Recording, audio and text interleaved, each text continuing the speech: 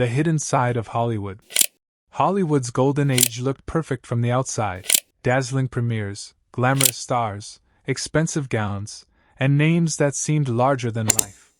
But behind those famous faces were stories the studios rarely wanted audiences to focus on.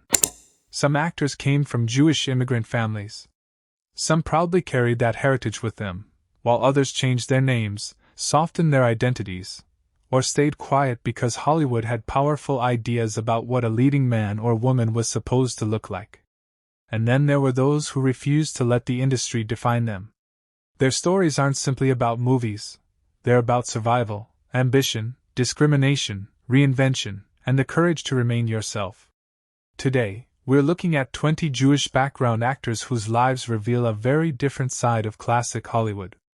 And some of their stories are far more surprising than their films. Number 1. Hedy Lamarr, the woman Hollywood underestimated.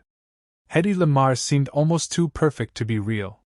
On screen, she possessed the kind of beauty that made Hollywood turn her into an international fantasy. But behind the glamorous image was a woman whose intelligence was routinely overlooked. Born Hedwig Eva Maria Kiesler in Austria to a Jewish family, Lamarr experienced a Europe increasingly threatened by Nazi power. She eventually escaped Europe and built a new life in Hollywood, where studios quickly recognized her extraordinary appearance.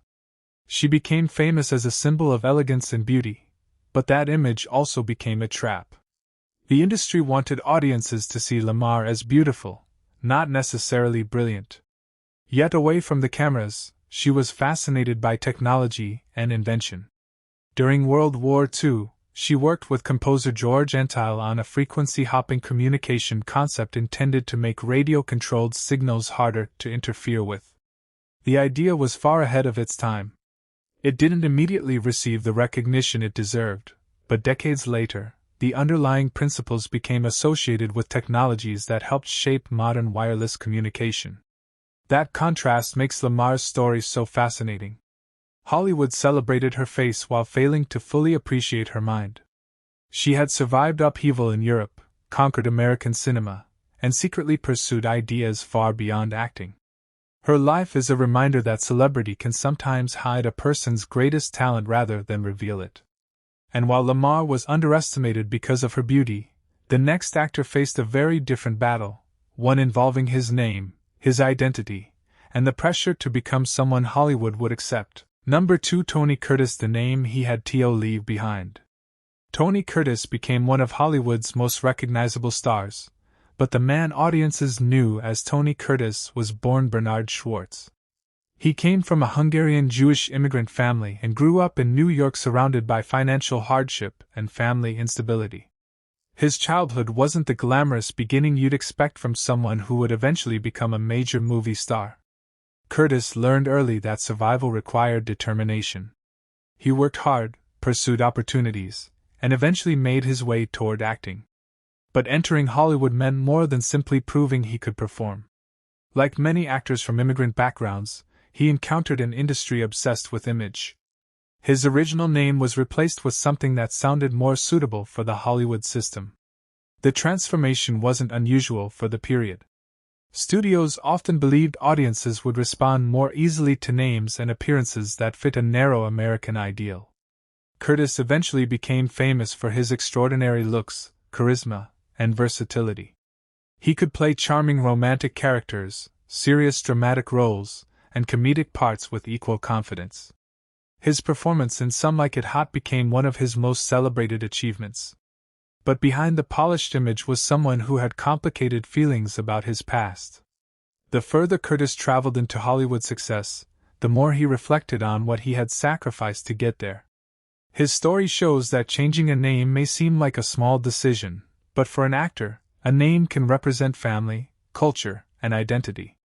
Curtis eventually became more open about his Jewish roots, turning toward the heritage that had once been less visible in his public image. But the pressure to assimilate wasn't limited to men. One of Hollywood's most unforgettable women also carried a Jewish identity that the studios rarely emphasized, and her story begins with a name almost nobody remembers. Number 3. Lauren Bacall, the woman behind the icon. Before the world knew her as Lauren Bacall, she was Betty Joan Persky. Born in New York to a Jewish family with Eastern European roots, Bacall experienced a relatively modest upbringing. Her parents separated when she was young, and she was largely raised by her mother. Those early circumstances helped shape the independence and toughness that later became central to her public image. Bacall didn't enter Hollywood looking like the stereotypical star the studios had already created. What made her unforgettable was her presence. Her deep, distinctive voice, sharp intelligence, controlled expressions, and unmistakable confidence separated her from countless other actresses. When she appeared alongside Humphrey Bogart in To Have and Have Not, audiences immediately noticed something different. She wasn't simply beautiful. She appeared completely in control. Her screen partnership with Bogart became legendary, and Bacall quickly became one of the defining female personalities of classic Hollywood. Yet the industry of that period wasn't always interested in presenting an actor's ethnic or cultural background. Studios carefully constructed public images, and Jewish heritage was often treated as something that could be minimized or quietly left out. Bacall's Jewish roots remained part of who she was, even when they weren't central to the Hollywood image surrounding her. As she grew older, she became more comfortable discussing her background and the realities of growing up outside the glamorous world audiences associated with her. Her legacy isn't just about a famous voice, a famous romance, or a famous pair of eyes. It is about individuality. Bacall succeeded without allowing Hollywood to completely erase the person she had been before the cameras. And then there was another performer who took a completely different approach. He didn't merely preserve his Jewish identity. Number 4. Mel Brooks, turning heritage into comedy. Mel Brooks, born Melvin Kaminsky in Brooklyn, grew up in a working-class Jewish family, and discovered something early that would eventually become his greatest weapon: humor. Comedy wasn't simply entertainment for Brooks. It was a way of confronting uncomfortable subjects, surviving difficult moments, and challenging people who believed certain topics should never be laughed about. After serving during World War II, Brooks entered entertainment and initially worked as a writer, including in television. His experience writing jokes helped him develop a style based on speed, absurdity, parody, and fearless social commentary. Eventually, he moved into filmmaking and created movies that refused to play it safe. The producers famously dealt with Nazi imagery through outrageous satire. Blazing Saddles attacked racism by turning Hollywood's own racial stereotypes upside down. Brooks didn't hide his Jewish background. He embraced it, allowing elements of Jewish humor and cultural experience to influence the way he looked at society. That was significant because rather than treating his heritage as something that needed to disappear for success, Brooks made it part of his creative identity. His comedy could be ridiculous one moment and deeply pointed the next. He understood that laughter could expose hypocrisy in ways a serious lecture sometimes couldn't. Of course, his style was controversial.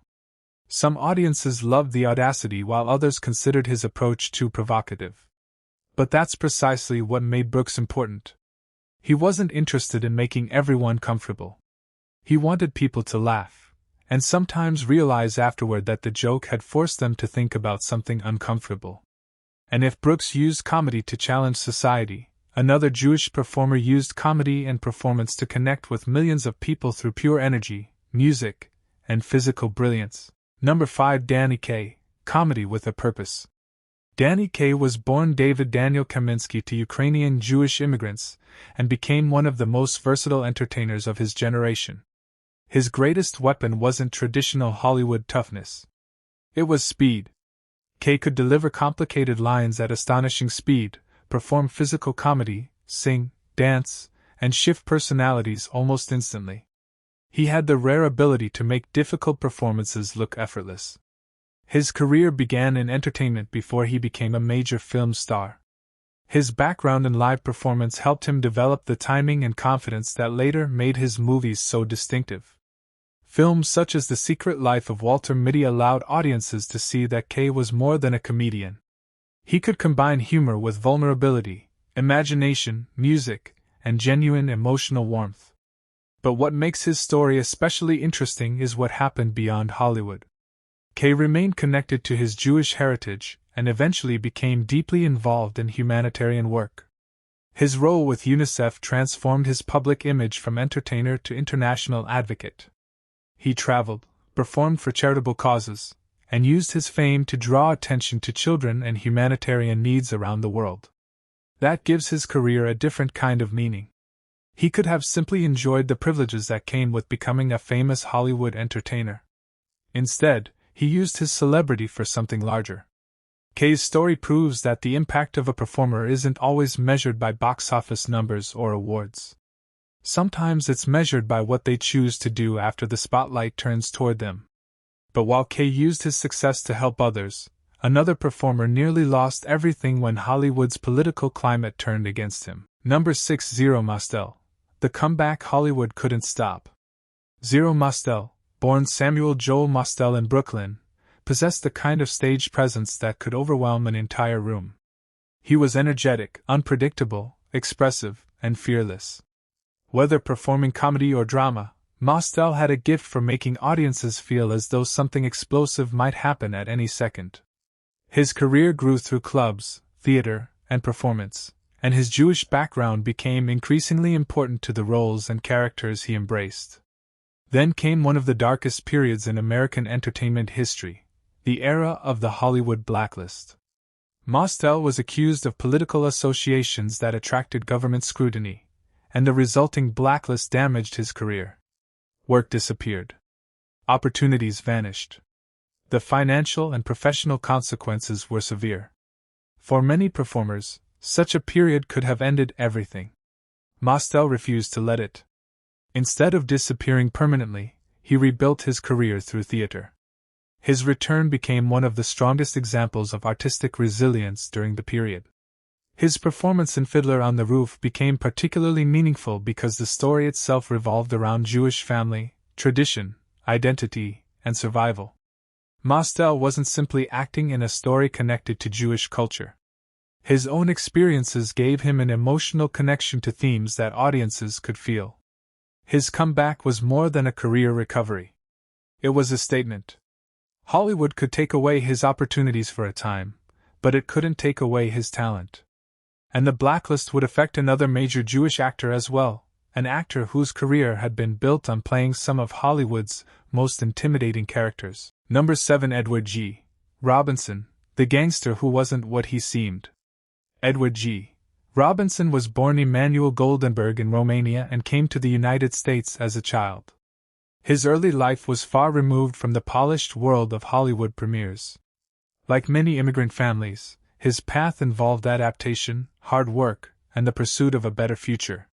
Eventually, Robinson found acting. His breakthrough came with roles that established him as one of cinema's great tough guy performers. Little Caesar became particularly important, helping define the gangster persona that audiences would associate with him. His face, voice, and intense delivery made him seem naturally suited to dangerous characters. But the real Edward G. Robinson was far more complicated. Away from the screen, he was interested in art, literature, and culture.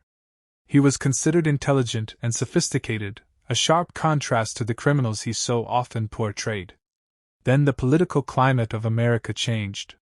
During the Hollywood blacklist era, Robinson came under scrutiny over alleged communist sympathies. He was pressured to defend himself and testify, and the controversy affected his professional reputation. For an actor who had spent years portraying powerful men, this was a different kind of struggle. Suddenly, his own career was vulnerable to forces outside the film set. Yet Robinson continued working and maintained his connection to his Jewish background and personal principles. His life reveals how quickly Hollywood glamour could disappear when politics entered the picture. But if Robinson's struggle was about defending his career, another actor took an even more direct stand against the blacklist, and helped change Hollywood history in the process. Number 8. Kirk Douglas, the star who refused to stay silent. Kirk Douglas was born as Sir Danielovich to poor Jewish immigrants. His childhood was defined by poverty. He took on multiple jobs and fought to obtain an education, developing a determination that would later become one of the defining characteristics of his career. Douglas didn't look like someone who intended to remain in the background. He possessed a forceful screen presence and frequently played characters who were ambitious, rebellious, complicated, and unwilling to accept defeat. Movies such as Spartacus and Paths of Glory established him as one of Hollywood's most formidable leading men. But one of his most important contributions happened behind the scenes. During the Blacklist era, Hollywood was filled with fear. Writers and artists could lose their careers simply because of political accusations or associations. Douglas made a bold decision while working on Spartacus. He publicly credited Dalton Trumbo, a writer who had been blacklisted. At the time, that decision carried real professional risk. Douglas wasn't simply protecting a colleague. He was challenging a system that had allowed fear to control the industry. His decision became part of the broader collapse of the blacklist and helped demonstrate that major stars could challenge Hollywood's unofficial rules. As Douglas grew older, he also became increasingly open about his Jewish identity and heritage. His journey therefore contains several layers: poverty, ambition, Hollywood fame, moral courage, and eventually a deeper reconnection with his roots. But another actor from a Jewish immigrant family took a different route. Instead of confronting the industry head-on, he became famous by completely disappearing into the characters he played. Number 9. Paul Muni, the actor who disappeared into his roles. Paul Muni was not interested in simply being Paul Muni. He wanted to become somebody else. Born to a Jewish family in what is now Ukraine, Muni grew up surrounded by theater because both of his parents were performers in Yiddish theater. That environment shaped him from childhood. He learned early that acting wasn't merely about delivering lines. It was about transformation, voice, movement, appearance, psychology, everything. That philosophy became the foundation of his career. Rather than chasing glamorous roles or allowing himself to be trapped by a single image, Muni pursued complicated characters, historical figures, and stories dealing with serious social issues. In Scarface, he delivered one of his most memorable performances, while the story of Louis Pasteur demonstrated his extraordinary ability to transform himself physically and emotionally. His work earned critical recognition and an Academy Award, but Muni remained somewhat unusual compared with many Hollywood stars. He wasn't obsessed with celebrity. He often preferred meaningful work to public attention and was willing to step away from the spotlight. His connection to Jewish culture also remained important, even as Hollywood pushed performers toward assimilation. Muni's career demonstrates that success doesn't always come from becoming more recognizable. Sometimes the greatest achievement is becoming completely unrecognizable. And yet another actor faced the opposite problem.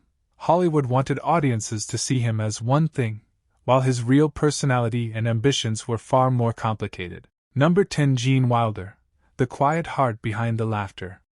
Gene Wilder, born Jerome Silberman in Milwaukee to a Jewish family, brought something unusual to comedy. He could be hilarious without becoming loud. He could appear innocent while suggesting something deeply emotional underneath.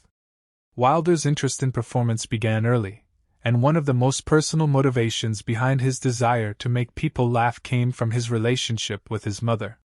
He wanted to bring joy into difficult moments, and that emotional connection eventually became part of the warmth audiences felt in his performances. He studied theater and developed a style that mixed vulnerability, nervous energy, sincerity, and perfectly timed bursts of absurdity. When Wilder appeared in Willy Wonka and the Chocolate Factory, he created a character that could be magical, mysterious, frightening, funny, and strangely tender at the same time. His collaborations with Mel Brooks also demonstrated his extraordinary range.